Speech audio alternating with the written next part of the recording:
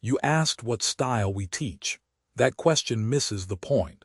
We teach combat mechanics, not a style. Here is what that means for your training. You do not ask a driving school what kind of car they teach. You ask them to teach you to drive. The same logic applies here. When you walk into modern combat martial arts, or MCMA, you are not signing up for style. You are signing up for a set of physical mechanics that work across all combat situations. The style question assumes you need a label to understand what you are learning. You do not. You need to know the skills you will develop and the framework that organizes them. We teach the 6 core fighting skills: guarding, striking, blocking, parrying, grappling, and throwing. Every functional fighter uses these skills. The difference is we teach the skills themselves, not a specific version of them. You learn to drive, not to operate one vehicle. Let me name the 6 skills directly. Guarding protects your center line. Striking delivers force. Blocking intercepts incoming attacks. Parrying redirects them. Grappling controls the opponent's body. Throwing unbalances and grounds them. These 6 categories cover every action you need in unarmed combat. You do not need 1,000 techniques. You need mastery of these 6 categories. Each skill breaks down into mechanical components you can drill solo and apply with a partner. The Muay Thai fighter uses these skills. The BJJ fighter uses them.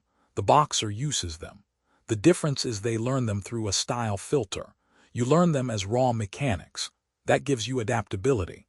You do not learn a specific kick. You learn the mechanics of striking. That kick becomes one expression of a universal principle. We teach a specific set of shapes. 5 stances: bow, cat, horse, twisted, kneel. 5 animal guards: dragon, crane, tiger, snake, panther. 5 centered positions for your hands: vertical up, diagonal up, horizontal, diagonal down, vertical down. This is the complete mechanical platform. Every technique you learn builds from these foundational shapes. You do not collect random techniques from different styles. You learn how to arrange these shapes into effective combat actions. The stances give you stability and mobility. The guards give you protection and readiness. The centered positions give you the ability to generate power from any angle. Master these shapes and you can express any fighting skill. The vocabulary is finite.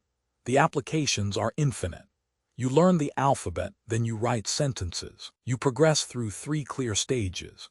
Basic skill development is solo work. You master the pure form of each position, action, and presentation without external variables. You drill the shape until it becomes automatic. Intermediate skill development adds a partner. You apply those same mechanics under progressively challenging conditions.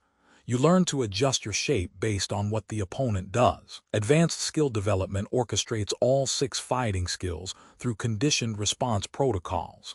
This stage lies beyond MCMA's curriculum and requires direct instruction from Grand Master Leishman.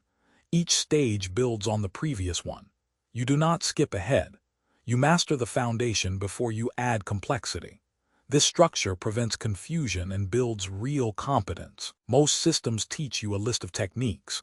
Learn this punch, then this kick, then this combination. You measure progress by accumulation. We reverse that approach. Instead of collecting techniques, you learn 6 categories of elements: human, biomechanical, combative, processing, psychology, and environmental. A technique is just a specific arrangement of elements from these categories. Learn the categories, and techniques become expressions of understanding rather than items in a collection. You stop asking what technique to use in a situation.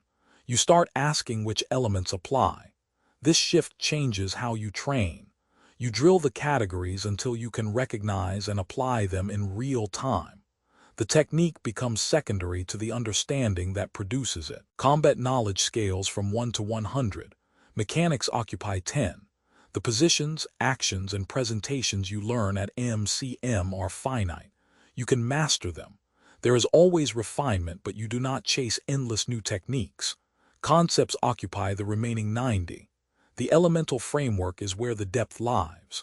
Understanding how human, biomechanical, combative, processing, psychology, and environmental elements interact requires a lifetime of study. Most systems load the front end with techniques. You learn more and more as you progress. We reverse that. You learn a limited set of mechanics thoroughly. Then you spend your time understanding what makes them work. The mechanics are the platform.